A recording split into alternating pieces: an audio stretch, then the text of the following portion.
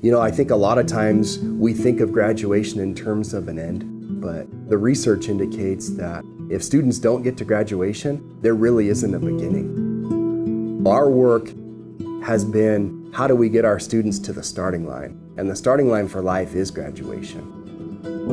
Students, the things that they have to deal with, the lives that they go home to, I feel like driving into Salem is like driving into a different world.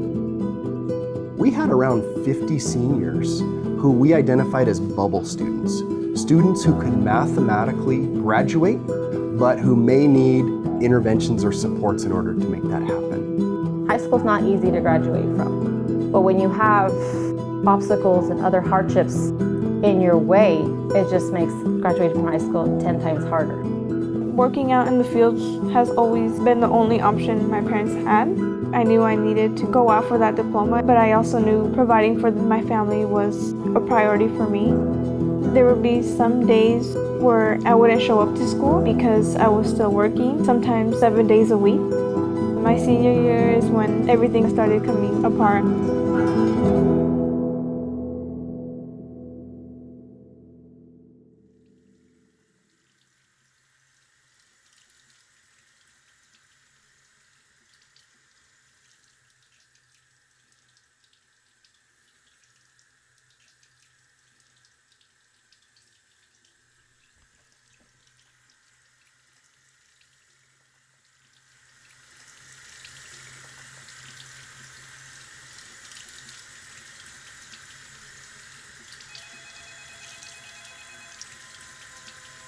When my parents got the phone call, they had to make a decision of leaving to Mexico because my grandma had passed away.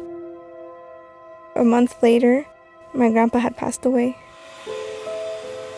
Throughout the 2 to 3 months that I was in charge of my siblings, I felt alone most of the time. I felt like giving up, didn't know who to go to at that moment.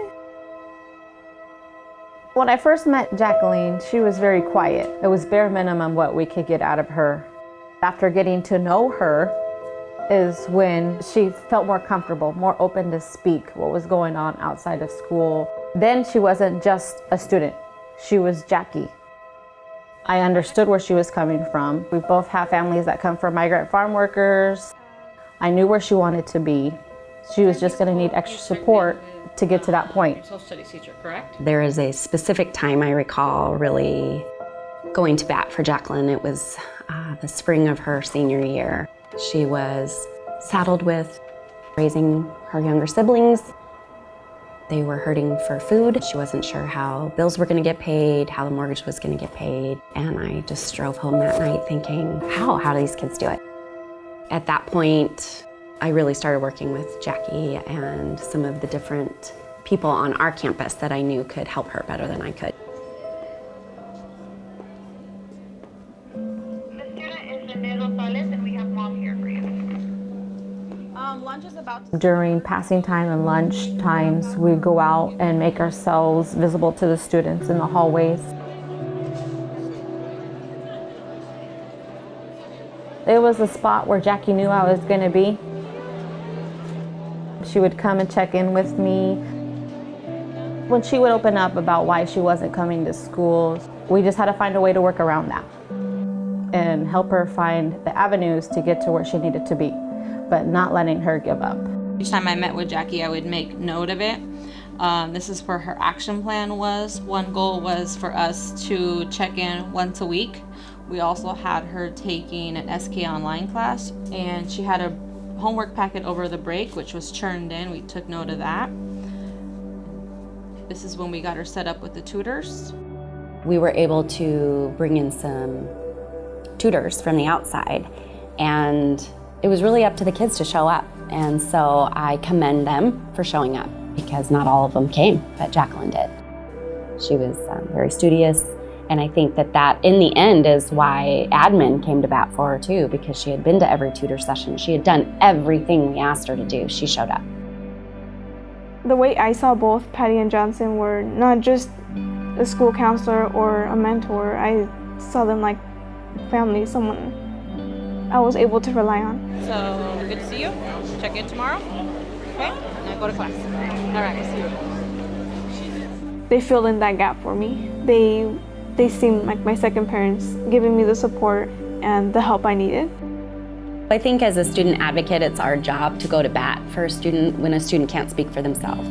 Telling their story, making sure that we make it a level playing field for them, involving administrators when we need to speak to teachers, to make things happen so that we remove barriers for students.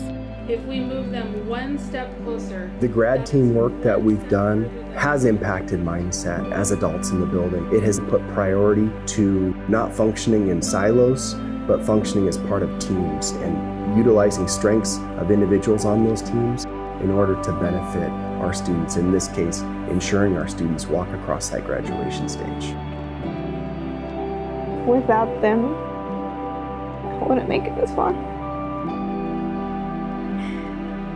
It is my pleasure to welcome you to the McKay High School graduation ceremony for the class of 2018. Graduates, please come forward to receive your diplomas. I knew without them, I wouldn't have walked that stage.